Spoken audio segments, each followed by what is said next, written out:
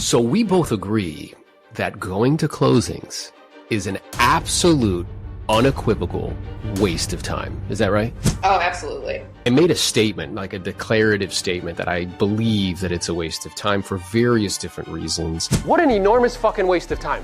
Going to closings?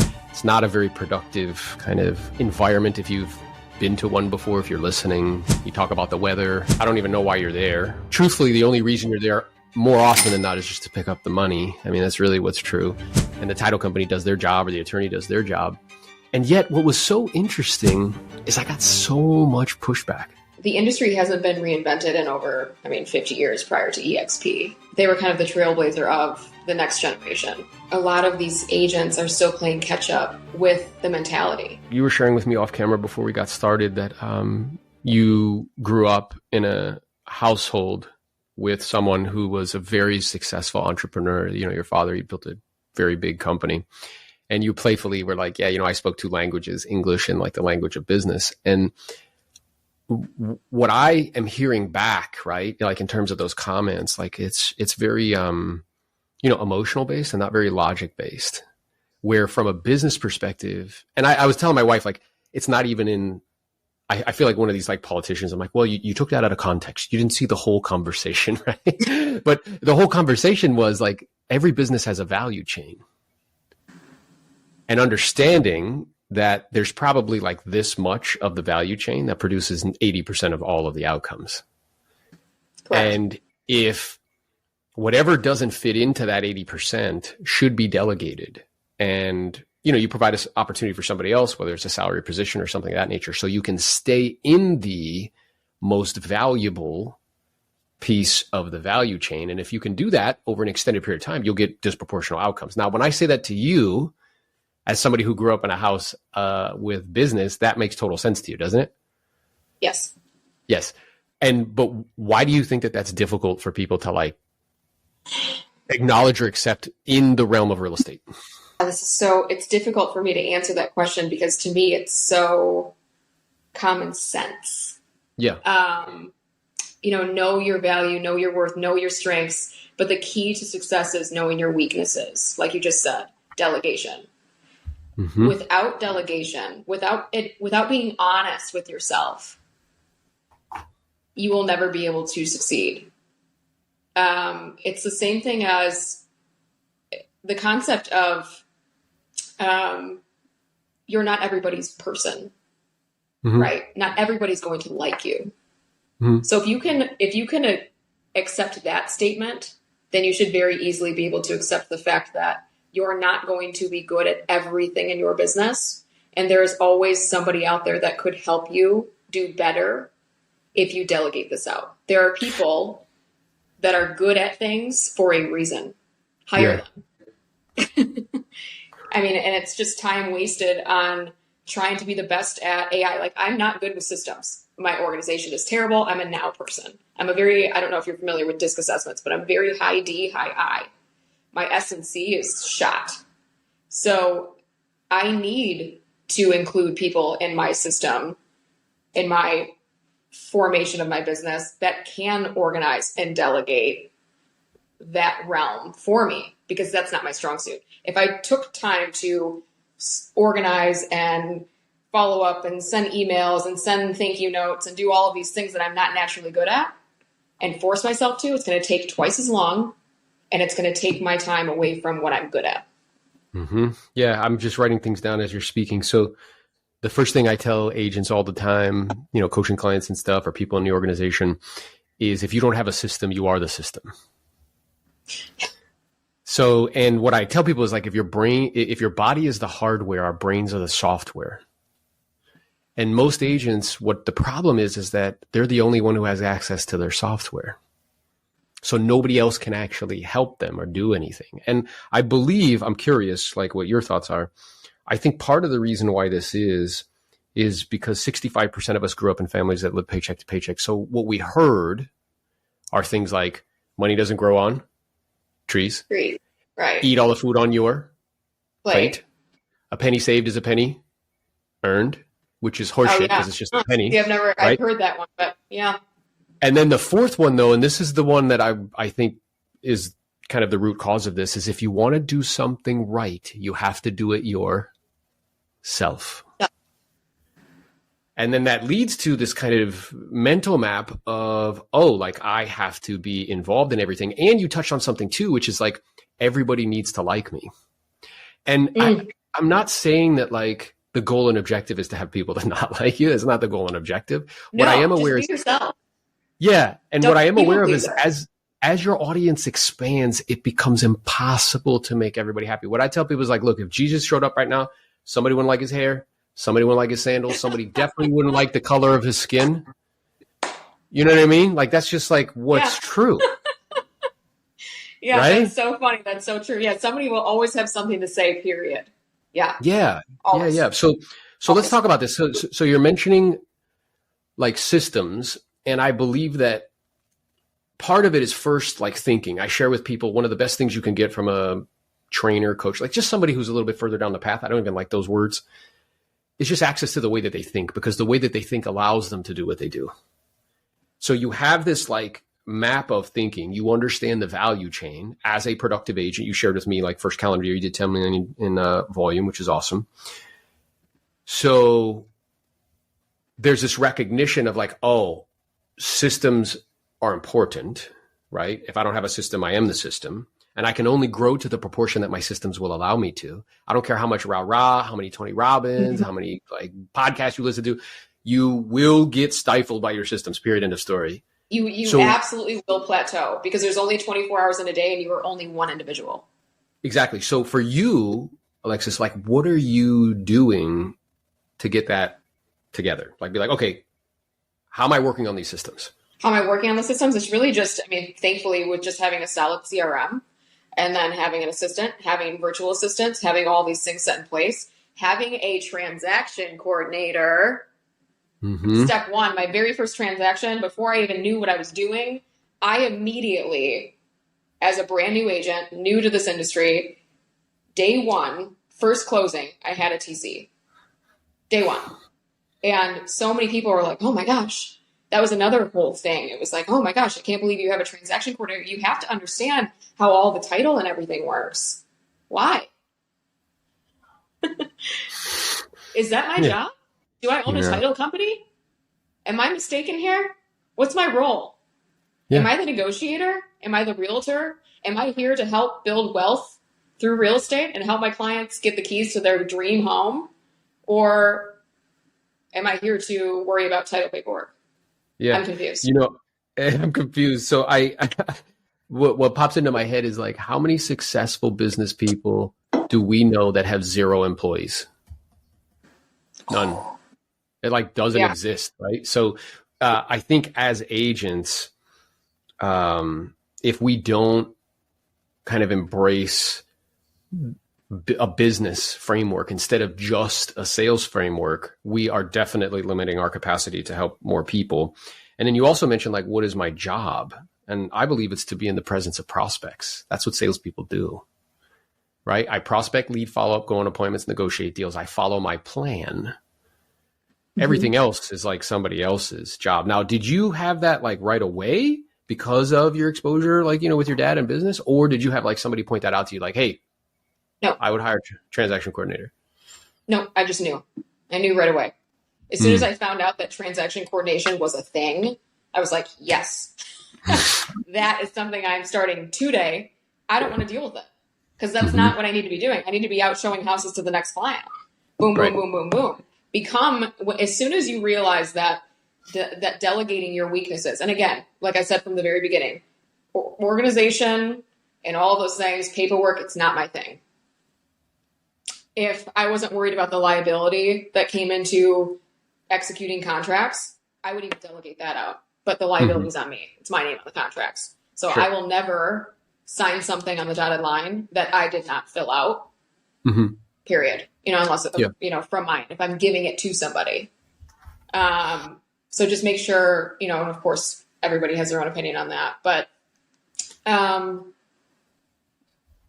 again, it's not where my time was best used. So right out of the gate, boom.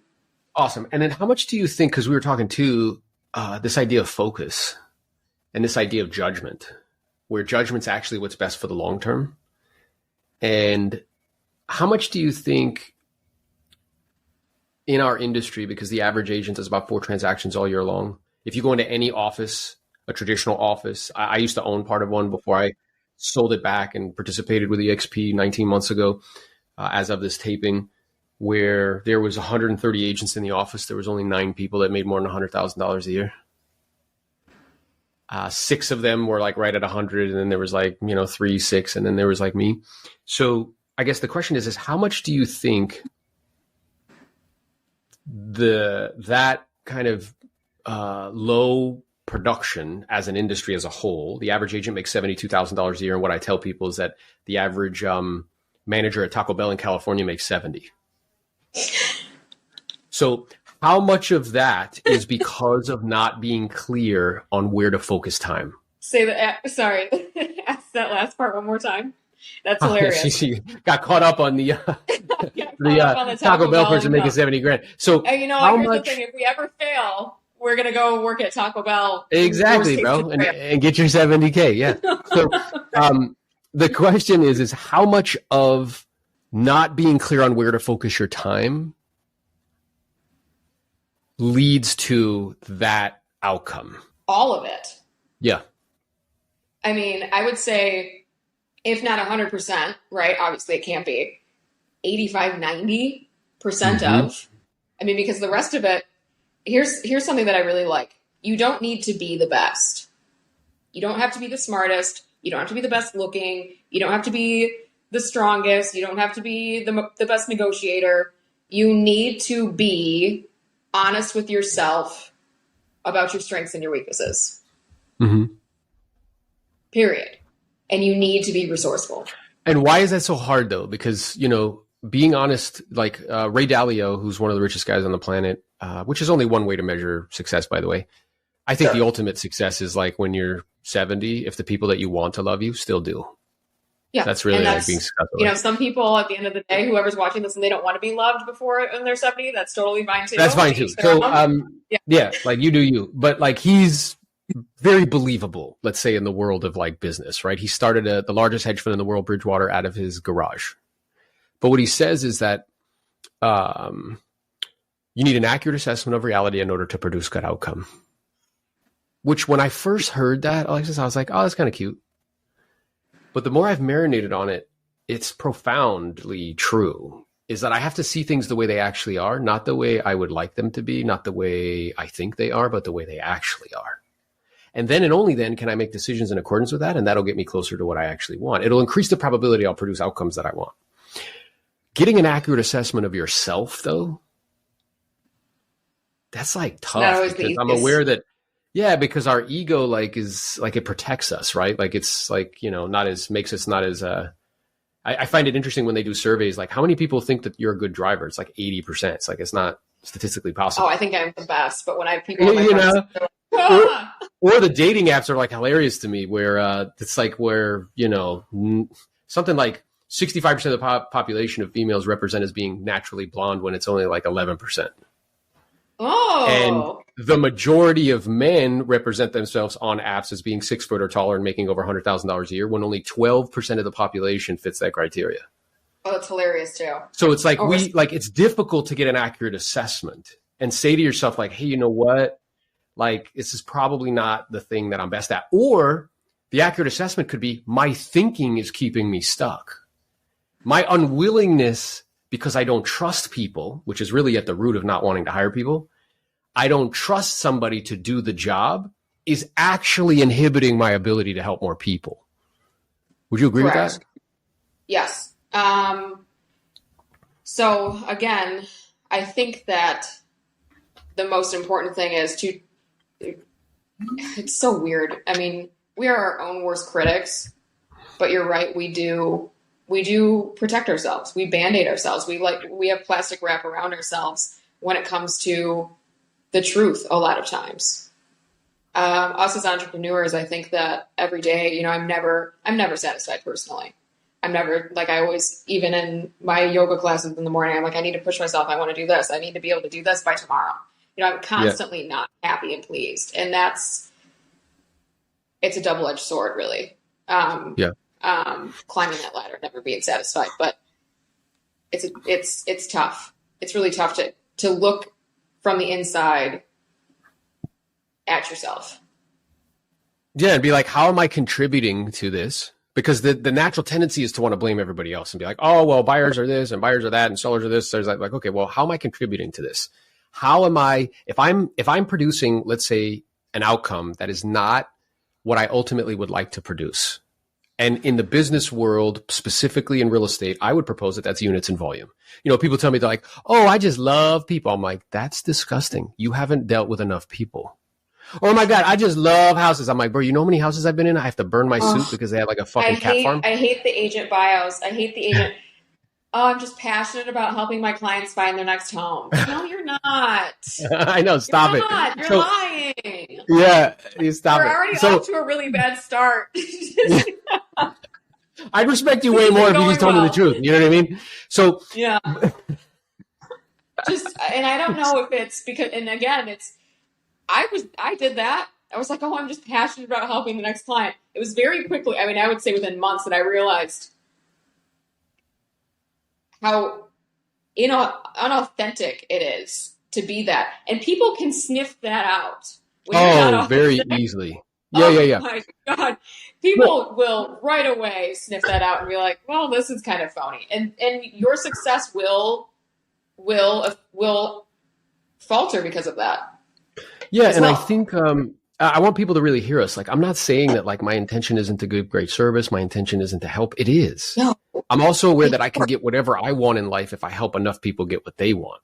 So like my goal and objective is to solve other people's problems and to help them. At the same time, I get compensated for doing that. Like to try to pretend that that's not part of the motivation is like immature from a business perspective, right? Oh, absolutely. So, because we're all in, I mean, if we weren't all in this for money, we'd all be retired and living as nomads off the grid somewhere. Yeah. And why does everybody who has like another profession that they went to college for end up like, looking into getting into real estate? It's because whatever profession that they chose doesn't pay them appropriately for the time and energy that they're spending. I mean, that's the real truth. Why do people want to learn how to do subject to? Why do people, like I was just on Pace Morby's podcast. It's like, why does he have 12,000 people in his community? Because like, they want to learn how to make money. That's what they want to do. They want to build wealth. Like that's right. And you can't learn that in school. You can't learn that in college. Unfortunately, that's just, you can't. They don't just that. And that bringing it back to, you said, we were at the very beginning, we were touching base on some things that we grow up in average families where money doesn't grow on trees, all these things that we're taught. And I think that if you grow up in a lifestyle like that, again, it's just your parents putting this idea of an unhealthy relationship into your mind with money right out of the gate. You have to get rid of that. Or, the one that I hear a lot is everybody who's wealthy is a jerk. A crook. Or an asshole. I grew up with individuals that are very kind and loving, but really didn't know anything about money. I had no experience in media. It wasn't a real thing for me. Like I didn't look at this like this was going to be my career. Yeah, because some people say like, "Oh, I don't do that. Mm-hmm. That's not my thing." But what they're basically saying to you is that I don't see myself that way. Knowing who you are as a person, like I know that I'm highly competitive. We probably share that. Mm-hmm. I know that my need for dominance is high. I want to be put in situations where I can compete and get significance for competing. Yeah. Welcome back, another episode of Wealthy Creator. I'm your host, Justin Berry, and I have the pleasure with me today, what I'm considering a good friend now. We've been working together for about a year, been consulting on his social media. He was part of the original OGs of Content Empire, which is now Wealthy Creator, and we're still going strong.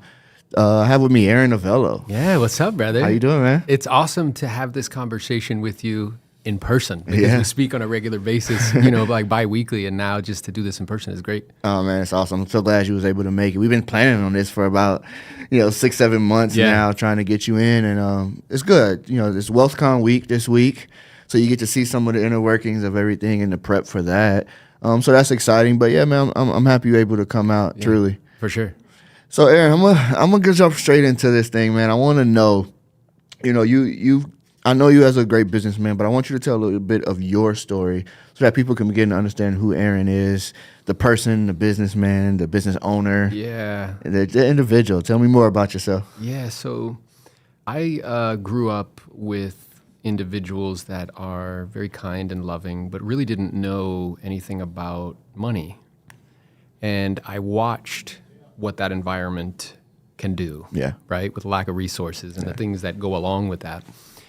And I had a couple experiences in my life where I just made this internal decision, and I don't know if this has been true for you in your life, where you're like, hey, this is unacceptable to me. And I don't know what the way is, but I'm going to either find the way or make the way.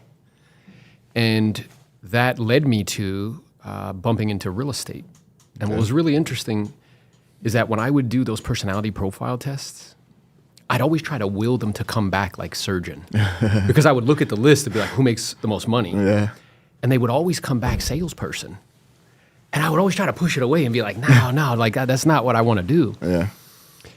And I was actually at a talk. I went to school at the University of Florida, and there was a gentleman there who owned the largest gym in Gainesville. So he was a very wealthy individual.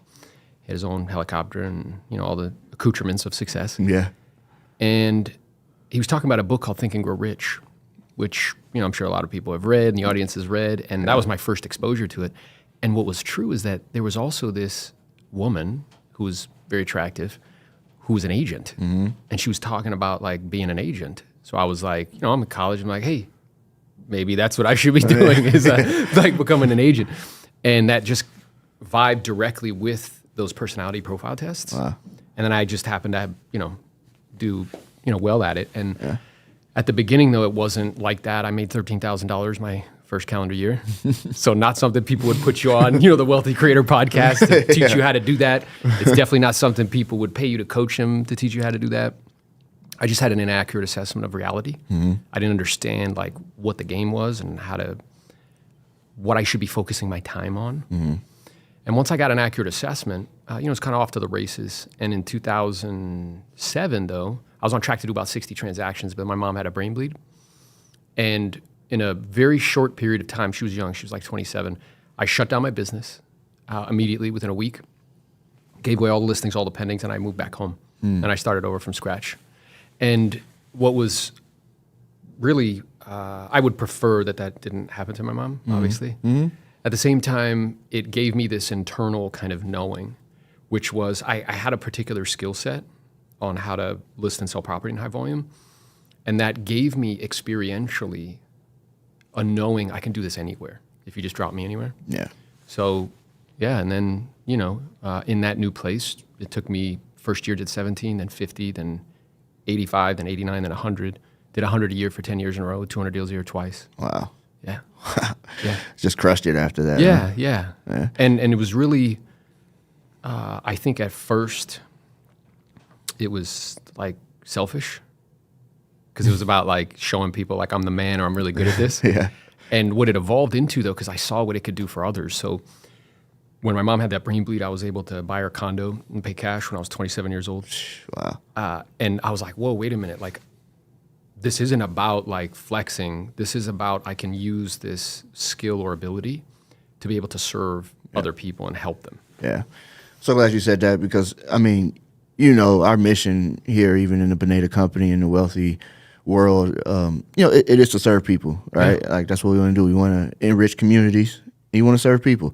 And so hearing your testimony about how you're doing that is amazing. And I 1,000% relate. One thing you said earlier before we even get into, the real story, but I want to get into what you talked about, your personality test. Yeah.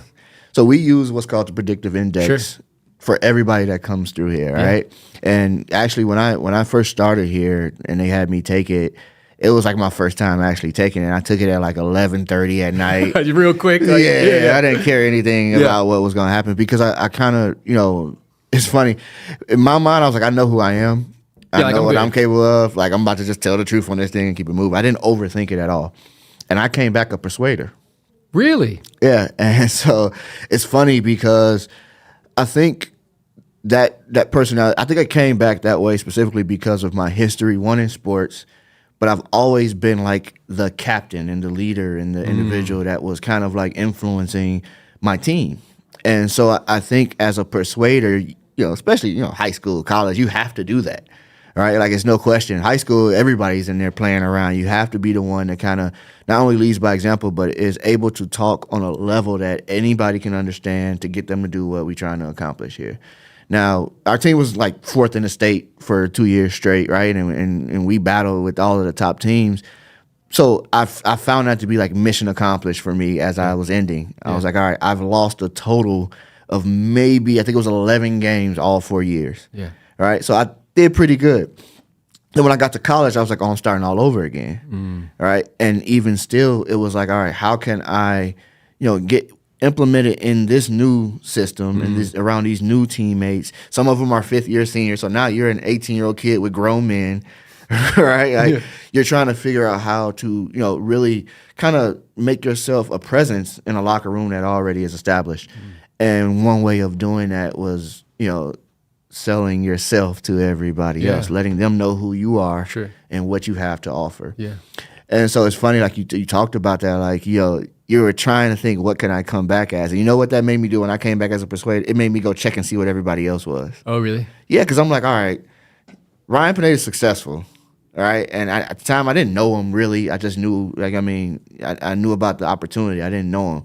I'm like, let me check and see what he came back as, because if I'm anywhere near that, okay, I know. I'm good. Yeah. Just follow the footsteps, right? Yeah. Like, and then I start checking everybody else, like, that was in leadership roles around the company. And I'm like, okay, what are they? Like, where did they fall on this predictive index? And then I'm like, how true is this thing anyway? So then I actually read it.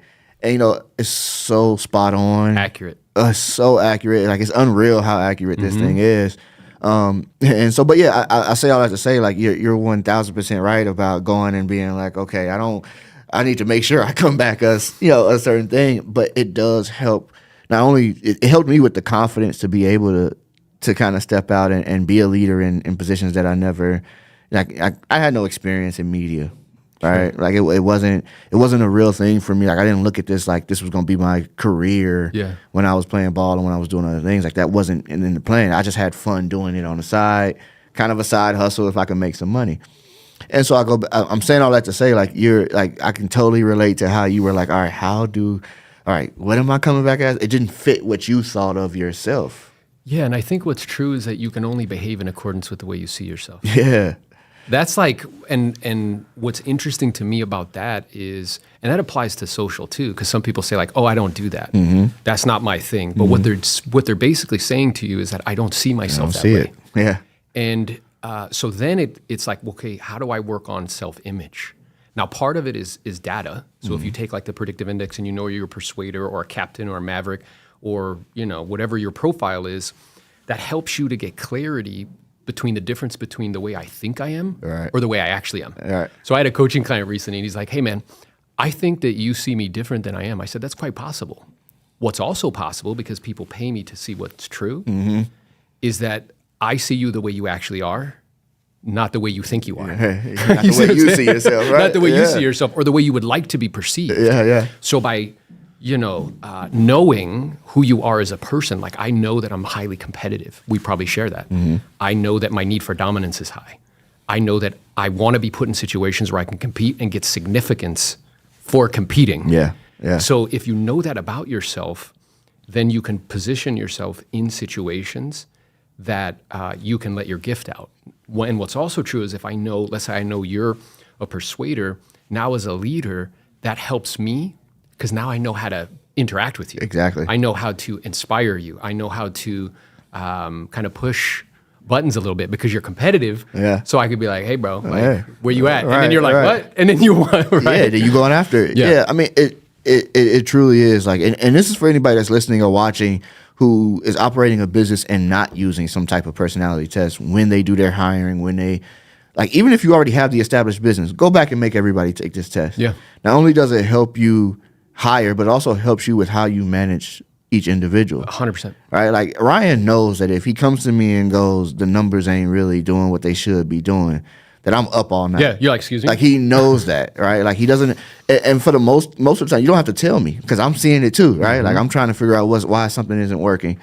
And so, but it is true. Like, you can implement those things in your business that help you work, while also using it to operate in your own systems. Exactly. And what I think is so awesome is that we were talking about this off camera, if we go back to you can only behave in accordance with the way you see yourself, what's so beautiful about this kind of journey that both of us have been on at the same time, where your tendency in the past was to be behind the scenes. Yeah. And somebody had to cast a vision, Ryan probably, of, hey, you can do this. This is a role you can step into. But at that time, you didn't see yourself that way. Yeah. And even now, what's happening, we were talking like on our last call, and you're like, bro, people are coming up to me and it's weird. Yeah. But what's happening is the new version, the new way you see yourself is clashing with the old. And I think with every evolution, I do believe that business is not a material journey. I think it's a spiritual one. Yeah. And our comfort keeps us from our calling. So there's something that comes right up to it, and it's like, yo, this is really uncomfortable for me. I don't do that's not who I am. Yeah. But as you step into that, because you can only behave in accordance with the way you see yourself, as you start to see that more and more, then you behave as that individual, and then that just happens, and it's normal for you, and it's not a big deal. Yeah, and I'm, like you said, we're going through it now, right? Like it was one of those things where you have the opportunity to level up in a way. Yeah. Right. And you've been working for the level up, but you haven't been like clear on what that even means or what that like will bring to you.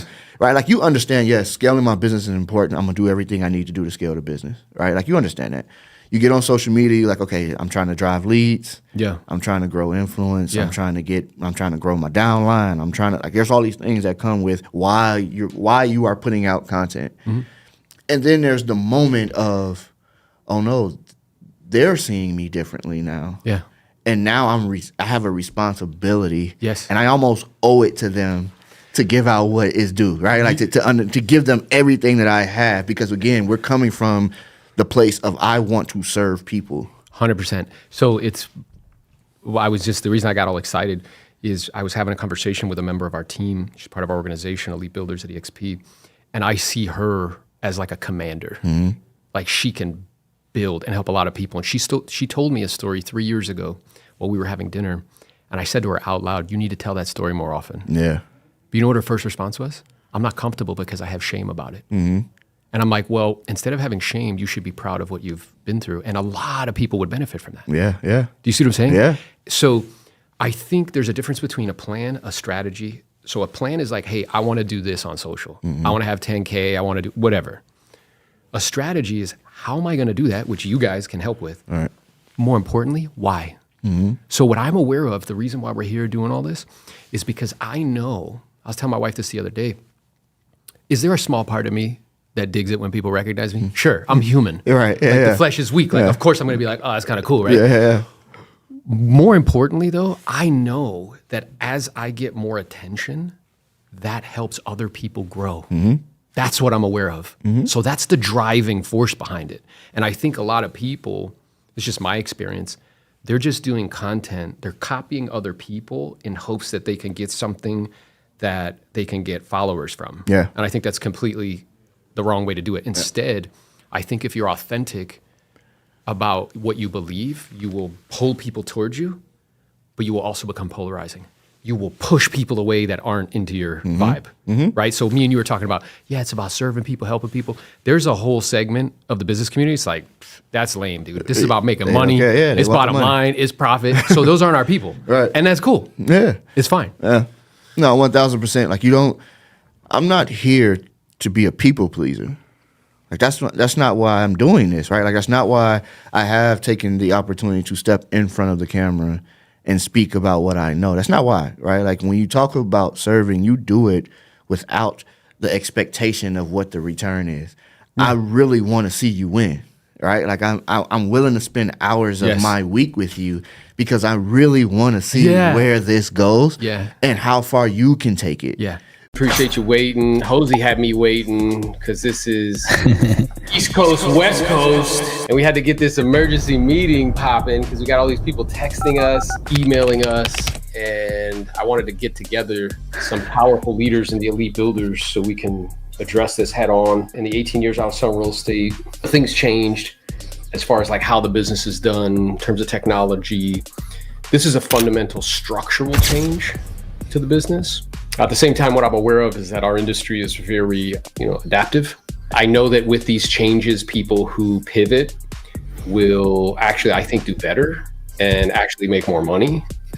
So the question is just, how are we going to pivot? So for those of you who, I think everybody knows Hosey in the baby blue right now, looking smooth and easy in the baby blue. I'm wearing cowboy boots. You guys want to see? Hey, God. Oh, Wow. Shows me well, I'm just wearing underwear, bro, so I can't stand up. and then we got the powerful Vicente Arzata, our resident kind of contract specialist. So welcome, guys. I'm excited to hop on this live. I felt it was important as a leader to just kind of address it head on. So I guess the first thing we can start with is that I did a post maybe like 2 months ago where I said, hey, I think with a very high degree of probability here in the perhaps distant future or not so distant future, buyer's agents will have to negotiate a portion, if not all of their fee. And, two things came from this particular settlement, which, by the way, it has to be approved by the judge, hasn't been approved yet. Let's say it does. We'll go with the assumption that it will. There were two main changes that were agreed to. One was that compensation can no longer be put in MLS for a buyer's agent. Now, it did not say you cannot offer compensation to a buyer's agent.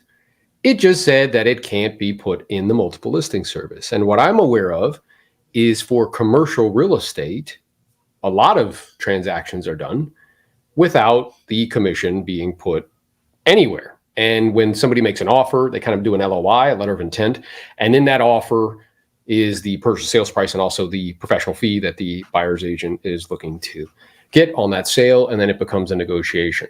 The second rule is that if you do work with buyers, you must have a buyer broker's agreement kind of authorized. I think the goal and objective there is to have upfront conversations in terms of compensation and what that's going to look like. So, Vicente, you've been selling real estate longer than me and Jose, probably combined. So talk to me a little bit about your first kind of reaction to those two rule changes. Thank you, Aaron. This is something that has been going on in the back, in the brewing and the back burner for a long time, and technology and changes to the industry are the ones that are causing this. I'm in my third decade as a realtor, so I've seen a lot, especially after the year 2000. You call it that little thing they call the internet. So that brought a lot of changes. And I recall a conversation that we had a couple years ago where I shared with you that the power shifting on the real estate relationships in the 60s and before, when organized real estate was put together, the power was really in the hands of the brokerage. Then with the birth of the internet, the power shifted to the hands of the agents. But now with Internet 4.0 or higher, the power is shifting to the hands of the consumer. So how do those is this change, this Burnett lawsuit and the settlement is going to affect our industry? First, like you say, it's going to be a different conversation between the seller and the listing agent. A much more, I believe, skilled and professional conversation. Correct. Yeah, and I believe that one of the things I wrote down is that buyer's agents up until now have actually never had to come up with a formal presentation, the majority of them, formal presentation demonstrating what value they bring to the transaction, right? And I think that one of the byproducts of this is that a lot of agents, the vast majority of agents are buyer heavy. 60-70% of their transactions are on the buy side. So a lot of those agents, I think, will perhaps not have the capacity or the bandwidth to make that pivot, right? Or have those skills. I think the ones that do pivot do have a formal presentation and basically list buyers will actually make the same, if not perhaps a little bit more, as long as they can demonstrate the fact that they add value to the transaction and specifically how they add value. Would you agree with that? Absolutely, because for the better part of my career, 25 years, then you sat down with the seller and you had an exclusive agreement for compensation, but majority of the buyers didn't. And the level of skill, that's something that I've learned from you over the years, that the level of skill necessary to represent a buyer was not really, um, Mike Ferry used to call it a glorified door openers. Yeah. And that is going to have to change. That this lawsuit changes that. Well, The skill will get paid. Well, here's what I wanted to, and this was new to me. I actually didn't know this, but Vicente shared this with me off camera. I think, Vicente, you said that this that has already happened in other countries, meaning that like it's already happened. Did you say in France, or did you say like where has this happened? Because it's funny, because if you look around sometimes, something that maybe appeared new to us may have already happened somewhere else. So like, do you have any insight on where that happened? Any insight on how that works in France or some of these different countries? It is a great question, Jose Luis. The fact that France is already operating that way, and also Australia is happening, with the transactions have decoupled the compensation from the seller into the buyer's agent. And that's one of my questions. My question is, like, what does this lawsuit does to an already wounded U.S. real estate market? Yeah, and that we still have to see. Well, what is the actual market. But I think that there is. I love that we're doing this. By the way, it's so cool to like try and get out ideas of believable people.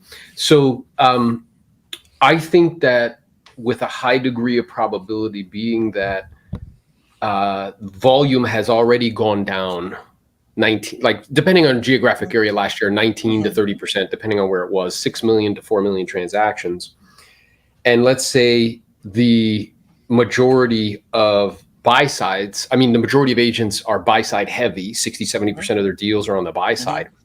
I also think a byproduct of this is over time, let's say over a 5 to 10 year time span, I do think professional fees will come down over time as a result of the decoupling, right? Now, I also think that as a ramification of this, one of the things I wrote down is that teams that are focused on buy side, because what the model has been since the internet, which was the last structural change to the business, right? Because it used to be like nobody had any information about real estate, and real estate agents had basically a monopoly of information. Well, that got decoupled, that got decentralized, right? Democratized with the internet. And then the model became buy leads and then offer out, and then work the buy side leads, because the majority of those leads are buyers. And that works when you know that you can expect let's say, all commissions are negotiable. We're all aware of that. Let's say a 2 to 3% commission on the buy side. That model functions. When that changes with a very high degree of probability, that has a problem with that model. Because I know that the majority of teams don't operate on just listings, like really fundamental good economics, where the team lead usually is in production, right? Because they need to be in order to be profitable, and the team itself doesn't actually, they operate on very thin profit margins. So if that revenue drops by a third, that makes that model problematic over time. Vicente, when there was the MLS book before, did they advertise Hey, I feel like we just went to a cave and we were like, tell us, old man, did you used to use tablets when you So, and the reason I ask is there was a video by Glenn Sanford today, and he was talking about how before, I think he said something about that the buyer's agent compensation wasn't advertised at some point, or it was on the list. So he said something that I didn't quite understand. Okay. So I kind of wanted to ask the wise Vicente. And it's a great question. In my experience, my opinion, what I remember is that the buyer's compensation was not advertised. It was on not the book, in the book, anywhere until the Oh, it birth was of the not. MLS in the early until 2000s. the MLS came about. So When the basically, the MLS came reason I was about, then cooperating agreements and share compensation was advertised. Then in the midst of settling this lawsuit, one of the things that NAR and Zillow and Millo and Willow and Truly and Zulia did is they began publishing the buyer's agents commission as a way to appease this lawsuit. And now that this settlement changes that. Okay, so another It brutal also, what I'm change, aware Aaron, of. another brutal change to the market, right? When I started, the MLS changed the market. Zillow changed the market. Now this lawsuit changes the market again. And I think one of the things I wrote down too is that Zillow's model is very much so in jeopardy as a result, because their model is they take our data, sell it back to us, so agents will make money on the buy side transactions, and they can charge 30-40% referral fees with like Zillow Flex and whatnot. At the same time, though, what I just mentioned in terms of the economics of that no longer makes sense if I don't know that I can expect a 2 to 3% commission on the buy side. Right. So Here is something else, Aaron. CoStar bought Homes.com. How much they invest millions and millions of dollars. They had 3 commercials at the Super Bowl, and their model is based on feeding off the agents. Giving all the leads back to consumer. They became the middleman. They get the consumer, and then buyers agents buy these leads, and their model, believe it or not, is based on the agents will not call those leads. So I discovered that these big companies, they sell leads to 5 different agents on the same market, the same leads, and that's how they make tons of money. Yeah, I think there was a statistic where they sold like something crazy, like, I don't know, like 20 million leads, but there were only like 4 million transactions in the year, right? Or 100 million leads, something crazy like that. Well, so and what Homes.com does is that they give all the leads back to the listing agent. They changed it. Which I can understand why agents would like that. Now, I'm also curious to see, and then we can talk about kind of strategically some things that people can be doing, right? So first, I think it makes sense. Like, hey, what do I think will be first level consequence, second level consequences, and then as a practicing real estate agent, how do I need to start presenting? Beautiful, right? Like, how do I need to start presenting on the listing side? How can I demonstrate value on the buy side, and that sort of thing. So, the other thing that I wrote down here is that smaller brokerages are going to get like hammered. So people who have like 60 agents, like 100 agents or less, like they're going to get hammered because they were already having a hard time from an economic perspective. But if revenue has the potential of going down, they're going to have to, and every brokerage is really like involved in these lawsuits. So they have to spend some sort of resources or time or money to fight them or to pay. And that takes time away and resources for adding value to agents and investing in technology, and also not doing mergers and acquisitions. So I think what will happen is they will have to move to models where they can get rid of expenses, like cloud-based models, which we are at the E to X. Exactly. Hey, XP. I believe that will happen too. What are your guys' thoughts on that? I think that you're absolutely right. See, everything is commission based, and one of my mentors said that realtors, we are the piece of meat between the two breads. Yeah. So as commissions are under pressure because it's the money that is in the middle. Jose thought that was funny for some reason. I don't know why.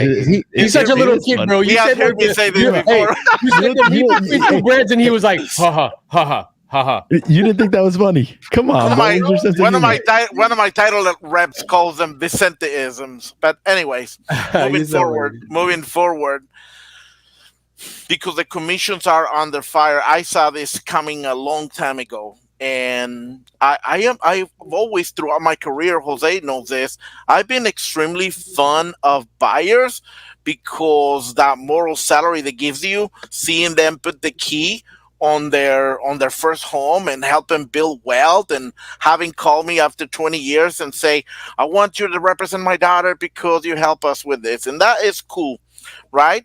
But what happens to the skill? I remember that we used to give guarantees.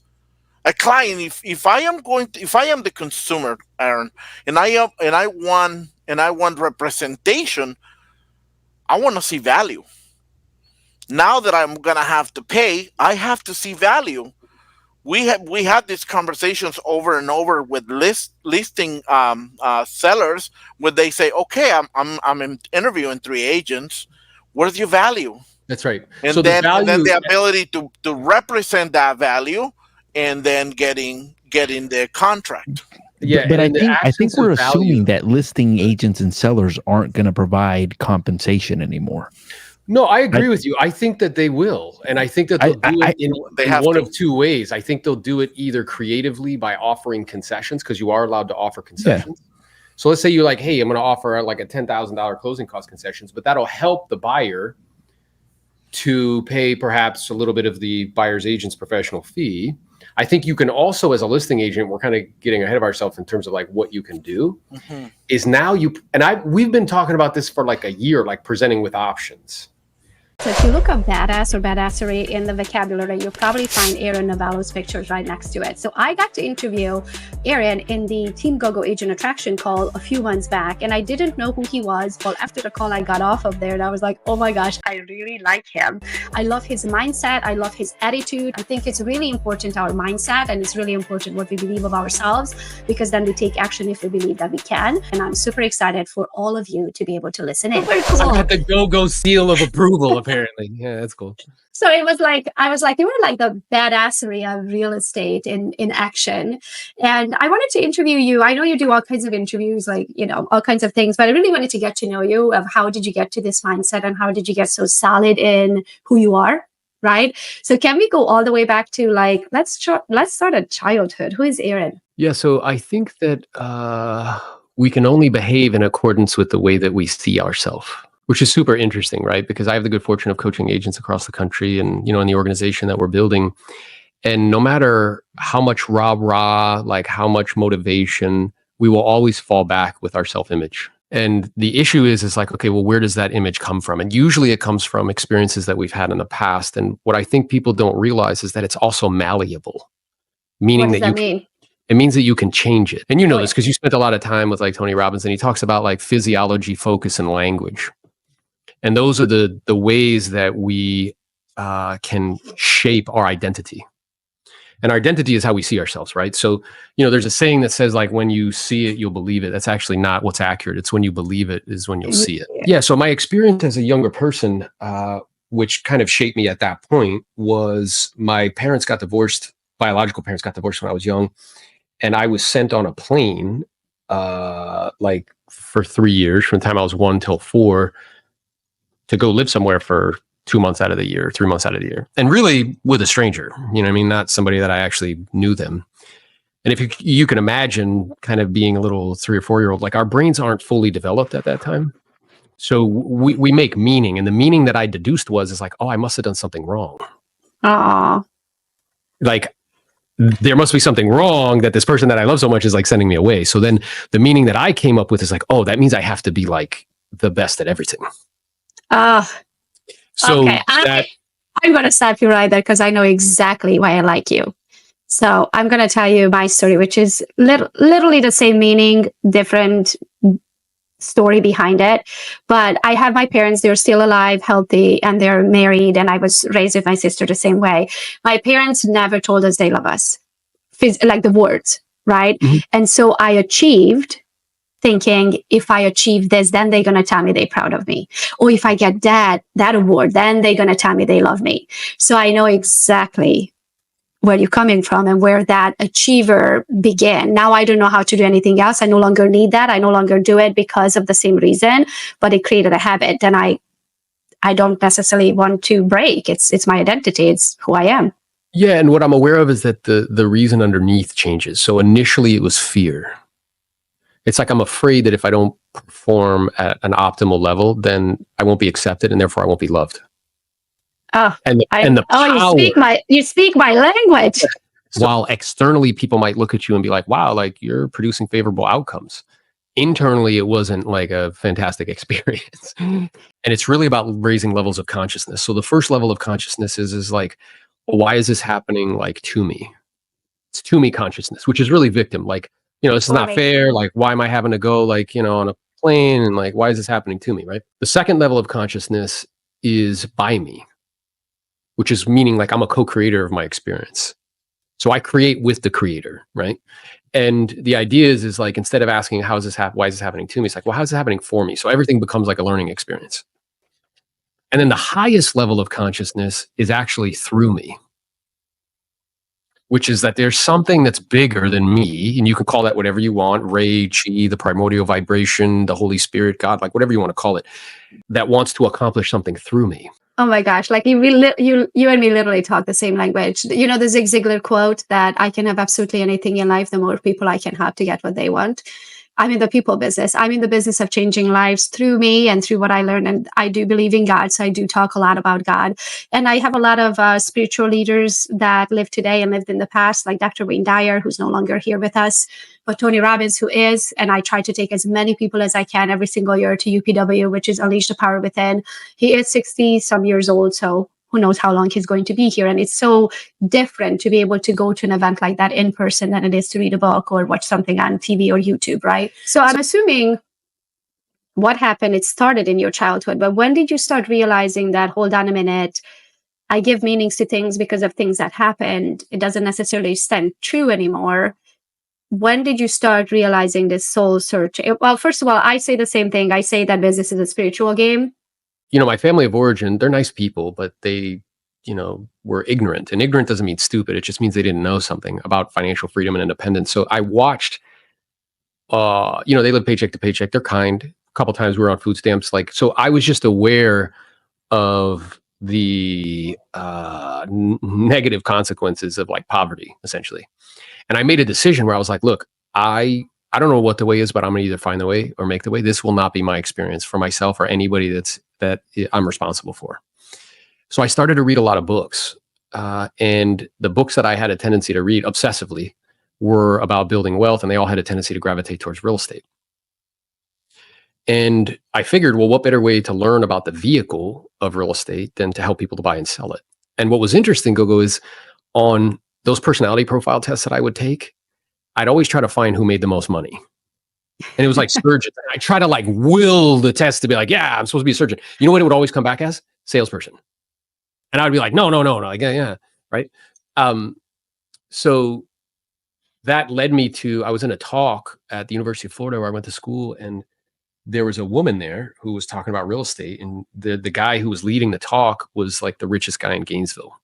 He owned the biggest private gym in Gainesville. He had a helicopter, like a plane, all that stuff. And he was talking about a book called Think and Grow Rich. So those two things kind of coincided. I figured, well, like, all right, well, what better way for me to kind of, get into this, like this invisible hand that was pushing me in that direction. And that's how we started to kind of look at real estate sales as a mechanism for raising cash to build wealth. And it wasn't fantastic at first. Like I made $13,000 my first 10 months. Like it was not off to the races. Like I made $16,000 in my first year. And I think people imagine, particularly in an Instagram world, that like that's how it is. But anything worth doing well is worth doing poorly before you can learn to do it well. Mm-hmm. And I'm glad that the barrier is so high, because if it was easy, everybody would do it and the pay would drop dramatically. So then what happened? Was there like a pinnacle moment when you're like, okay, I need to figure out these mindset things? Was it kind of like a snowball effect? Like, where did it really start for you when you started working on Aaron? Well, I had been, reading lots of books. I've been professionally coached since I'm 26. I'm 43 now. So I recognized, that I needed guides really to kind of condense the learning curve. I spent hundreds of thousands of dollars on personal growth and development. And what really caused me to start to pivot in the direction that I'm going now was not like a wonderful, warm and fuzzy epiphany. It's usually pain. Because pain is a much more stronger motivator than pleasure. We're way more motivated by pain than we are pleasure. I was selling like 150 homes a year, just me. Like I didn't have buyer's agents or anything. It's just staff. 80% of that business being listings sold. And I was also coaching 30 people, 28 to 30 people individually one-on-one and like 50 people. Oh my gosh. So I was doing that for 2 years. And, while the money's great, what was happening is it was requiring like 60 to 70 hours a week of working. And I have younger. Yeah. I mean, I had no life, but I have a 13-year-old and a 10-year-old now. So I was making a trade. I was very conscious of the trade that I was making. At the same time, though, it started to reach a point where it was no longer acceptable to me to make that trade. And it wasn't necessary, because the other thing that I'd been doing, because I was so maniacally focused on wealth, is from the beginning, I was saving and investing 50% of everything I earned. And my wife, we were having conversations, and she's the operations person. And she would say to me, like, look, like, what are you doing? Like, how much money would it take for you to like chill out? But that was, Do you know how to chill? Yeah, I'm learning. So what I'm aware of is that's like running. I was running aggressively. So it's one thing to like run towards something. It's another thing to run away from it. I did the same thing. When I joined EXP, I was very much in production. I burned the candle on every angle. So if my candle had 100 angles, I burned them on all angles. I did production, I did agent attraction, I built 2 boot camps, like all of that in the first 3 years being with the company. I also haven't sold real estate in the last probably 3 years. So 2.5 years, burned it all. And then the last 3 years, I haven't sold a single piece of real estate. I do it through my team, but not through my own time and effort anymore. But what I wanted to say, now that I was in Europe, it was the first time ever, because what happened is, right, I was a solo agent with a single assistant who was also my transaction coordinator initially when I switched to EXP. Then I started all of these different companies, built all of these boot camps, did the downline, all of those things, which now I had to learn how to leverage. I can't be doing everything anymore. So ended up with 17 assistants, but I put all of my effort into building these different companies and being involved in every single step in every single process, any new release, anything that we do, right? Now that I went to Europe for 14 days, I think I was gone. I think I talked to my team maybe twice, maybe. And so at first I was like, oh, they can kind of do this without me, which is super exciting. But at the same time, when you're so involved in something, it's also super scary that you're no longer needed. Like being a leader of leaders has different activities that are associated with it, different responsibilities than being a technician or a rainmaker. So to be a rainmaker, I got to prospect every day. I got to do lead follow-up. I got to go on appointments. I have to negotiate deals. I have to practice my skills on a regular basis. I have to be consistent. Like there's certain things that I have to do if I want to do it in a meaningful way. Well, being a leader has nothing to do with any of that stuff. I have to build people one-to-one and one-to-many. I have to be constantly learning so I could be adding value to other people. Like I have to constructively work through conflict because there will be conflict. Oh yeah. I have to be able to teach others and lead classes. So there's it's a completely different skill set. I have to understand media truthfully, because the way I tell the team, I'm like, look, I really don't do the media for me. Like I'm aware that as I get bigger, I make opportunities for you guys. Because if I hop on a third party call and they've watched 100 hours of my content, it's done. Like there's no like hard selling happening. Right. But I want to ask you some questions that I just kind of want to fire off some questions, because I feel like I could talk to you for hours, but these are some important questions that I like to ask people who spend a lot of time in their head. So how about the first one? What is the biggest lesson you learned, and was the longest that took you to learn it? Like maybe you have to learn it a couple of times. Like I like to say, God will throw you pebbles, and if you don't listen, he will throw a brick. That ultimately what I'm really looking for is inside of me. What is your most important habit that formed you who you are? Yeah, I finish. So I think that it's very easy to start things. And what I see is that people go through this like cycle. They start off with like uninformed optimism. So they might look at what you're doing and be like, oh, this is fantastic. She makes so much money. Like this is gonna be great. And then what they end up with is, once they start doing it, is informed pessimism. This is harder than I thought it was. And where they end up with is they end up in the valley of despair, where they start to doubt, I don't know if this is for me, that I do the right thing. Maybe I need to switch companies, maybe I need, right? And when they do that, they just find something else to get excited about again. And they never actually accomplish anything. So like the best planners who don't execute get nowhere. So what's harder is to actually finish things. Like it's to set a goal to sell 100 homes a year and be maniacally obsessed for 5 years until you hit it. That's harder. How do you define success? Now, in the past, if you would have asked me that, I would have said units, volume, and money. Now it's impact. So if I'm going to be greedy for anything, I want to be greedy for my name being in somebody's testimony. Who inspires you? Yeah, could be living, could be. I mean, I think a lot of people inspire me. I think people like Grant and what he's done, Grant Cardone, what he's done with media. I've watched him with that. I've learned a lot from him. People like Pace Morby. I know you know Pace. He is. I was just at an event with him, and he leads from the back. And he's an awesome community builder, and he really is like super generous, like silly generous with time, energy, and money. So people like Lars, he inspires me. I don't know anybody who gives away as much money as him. What strategies or techniques do you use to maintain a positive mindset? What we focus on is what we feel, and what we feel is our emotional home. So if I'm focused on what's not working all the time, what I'm going to feel is like, I don't know, not worthy, not complete, unfinished, like that sort of thing. So, I make it an intentional and purposeful practice just to be like appreciative of things like my health, like a really good night's sleep, like the health of my family, recognizing the opportunities that are available to me, the time and space that I live in, where platforms like this, like me and you would never meet each other 200 years ago, probably not, where we have access to basically the library of information of humanity, and it's free.